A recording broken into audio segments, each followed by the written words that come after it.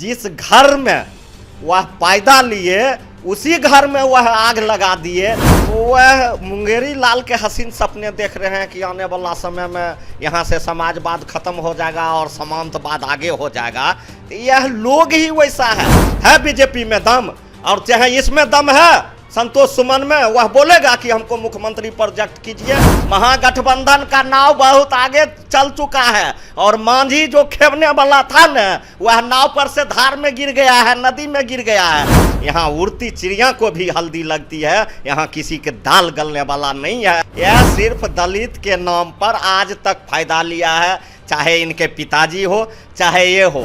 कि कोई धरती पर अगर महापुरुष हैं तो वह नीतीश कुमार है, कोई धरती पर विकास पुरुष हैं तो वह नीतीश कुमार हैं, और कोई धरती पर सबसे ज़्यादा मांझी जी को ऊपर पहुंचाने वाले हैं तो वह नीतीश कुमार है। आज सुगाक रट लगा रहे हैं, भ्रष्टाचारी जंगल राज की बात कर रहे हैं। संतोष कुमार मांझी जो पूर्व मुख्यमंत्री जीतन राम मांझी के बेटे हैं, उन्होंने नीतीश कैबिनेट से इस्तीफा दिया और इस्तीफा देने के बाद भारतीय जनता पार्टी के बड़े नेता यानी अमित शाह से उनकी मुलाकात हो गई और उसके फौरन बाद वाई श्रेणी की सुरक्षा दे दी गई।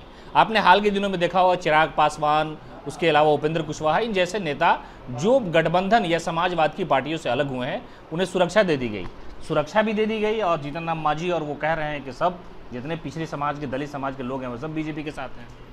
मुंगेरी लाल के हसीन सपने वही जीतन राम मांझी जी के स्वपुत्र हैं, माननीय पूर्व मंत्री संतोष सुमन जी। तो वह मुंगेरी लाल के हसीन सपने देख रहे हैं कि आने वाला समय में यहाँ से समाजवाद खत्म हो जाएगा और समांतवाद आगे हो जाएगा। तो यह लोग ही वैसा है, यह सिर्फ दलित के नाम पर आज तक फायदा लिया है, चाहे इनके पिताजी हो चाहे ये हो। लेकिन सोच इनका दलित वाला नहीं है, सोच इनका समांतीय वाला है। आज मैं आपको कहना चाहता हूँ कि आज इससे पहले 1 महीना 2 महीना पहले के बात कीजिए तो इनके पिताजी और ये संतोष सुमन जी बोलते थे कि कोई धरती पर अगर महापुरुष हैं तो वह नीतीश कुमार हैं, कोई धरती पर विकास पुरुष हैं तो वह नीतीश कुमार हैं, और कोई धरती पर सबसे ज़्यादा मांझी जी को ऊपर पहुंचाने वाले हैं तो वह नीतीश कुमार है। और बात भी सही है। लेकिन 1 महीना पहले बोलने वाले लोग आज सुगाक रट लगा रहे हैं, भ्रष्टाचारी जंगल राज की बात कर रहे हैं। इनका पिताजी भी इसी जंगल राज के छत्र छाया में, बाबू लालू प्रसाद जी के छत्र छाया में राजनीति शुरू किया और आदरणीय मुख्यमंत्री के साथ आते आते मुख्यमंत्री भी बन गए। और यह भी इसी छत्र छाया में राजनीति शुरू किया और थोड़ा सा आगे बढ़ा तो इस छत्र छाया को वह जंगल राज कहने लगा। जिस घर में वह पैदा लिए उसी घर में वह आग लगा दिए। तब इससे ज़्यादा गलत मानसिकता का सोच क्या हो सकता है? नहीं, वो कह रहे हैं कि भारतीय जनता पार्टी जो है अगले चुनाव में मांझी के चेहरे पर बिहार में चुनाव लड़ेगी और दलित समाज का बड़ा वोट है वो आ जाएगा, गठबंधन को नहीं मिलेगा। तो भारतीय जनता पार्टी में दम है। हम खुलेआम आपके चैनल के माध्यम से चैलेंज करते हैं कि भारतीय जनता पार्टी में अगर दम है, आदरणीय प्रधानमंत्री नरेंद्र मोदी में और बिहार के गृह मंत्री अमित शाह जी में, तो बीजेपी का मुख्यमंत्री कैंडिडेट घोषित करे मांझी जी के बेटा को, तब समझेंगे कि मांझी जी के बेटा के कहने पर सब दलित आ सब पिछड़ा वोट दे देगा, या बीजेपी के कहने पर है बीजेपी में दम। और चाहे इसमें दम है संतोष सुमन में, वह बोलेगा कि हमको मुख्यमंत्री प्रोजेक्ट कीजिए।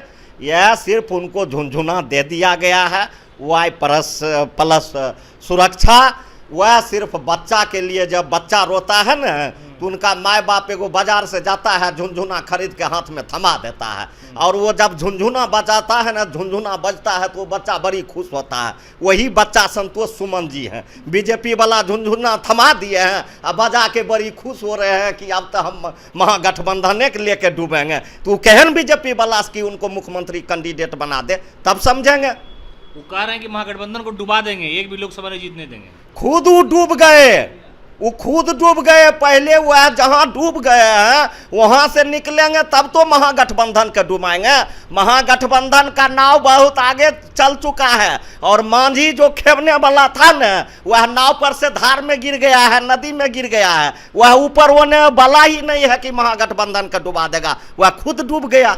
अच्छा, एक सवाल और है। सम्राट चौधरी प्रदेश अध्यक्ष हैं भारतीय जनता पार्टी के, पगड़ी बांधे हुए हैं। बोलो जब तक यहाँ से आरजेडी को, जेडीयू को उखाड़ नहीं फेंकेंगे, ज़्यादा हमला आरजेडी पर होता है, तब तक ये पगड़ी नहीं खुलेगी।